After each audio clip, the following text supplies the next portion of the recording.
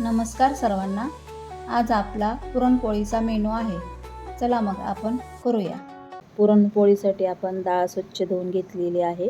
डाळ स्वच्छ 3-4 वेळेस धुवून घ्यायची. त्याला 1 तास भिजू घालायची.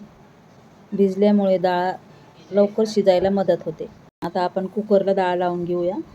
झाकण लावून 4 शिट्ट्या करू. आता आपण पुरणपोळीसाठी पीठ तिंबायला घेऊया. त्याच्यासाठी मीठ, 1 चमचा तेल आणि पीठ टाकून घेऊ. थोडं थोडं पाणी टाकून मिक्स करून घेऊ. पीठ तिंबण्यासाठी थोडीशी हळद मी पाण्यामध्ये टाकलेली आहे. एकदा जास्त पाणी नाही टाकायचं, थोडं थोडं पाणी टाकून घ्यायचं आणि हाताने चांगलं मिक्स करून घ्यायचं. हे बघा पीठ तयार झालं आहे. किती सॉफ्ट तयार झालं आहे. त्याला आता झाकून ठेवूया.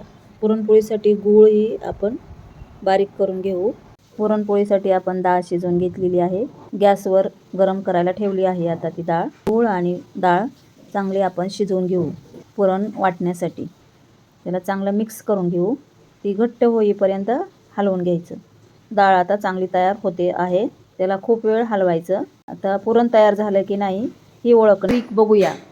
उलथानं उभं ठेवायचं. ते जर खाली नाही पडलं तर पुरण रेडी आहे असं समजायचं. जर उलथानं खाली पडलं तर पुरण तयार नाही झालं असं समजायचं. आता हे पुरण तयार झालेलं आहे.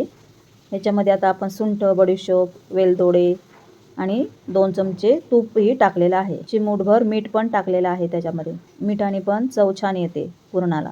ही पुरण चाळणीमध्ये वाटून घेऊ आपण. खूप छान सॉफ्ट बनतं ते पुरण.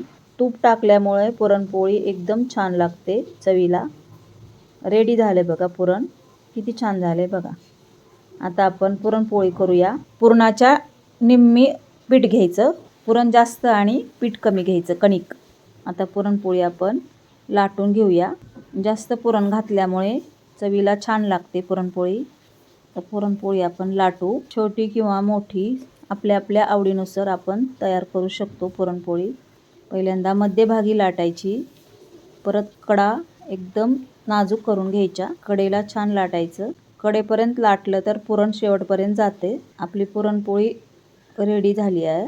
पुरणपोळी शेकण्यासाठी गॅसवर आपण आता तवा गरम करायला ठेवला आहे. त्याच्यावर टाकून घेऊया पुरणपोळी.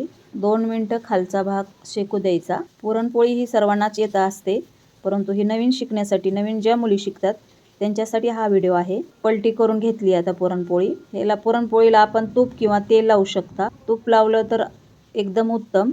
खूपच छान लागते तूप लावल्यानंतर पुरणपोळी. अशी फुगली बघा आता पुरणपोळी. छान लालसर शेकायची. किती फुगती आहे ती बघा. पलटी करून घेऊ आता तिला. खूप छान झाली आहे पुरणपोळी.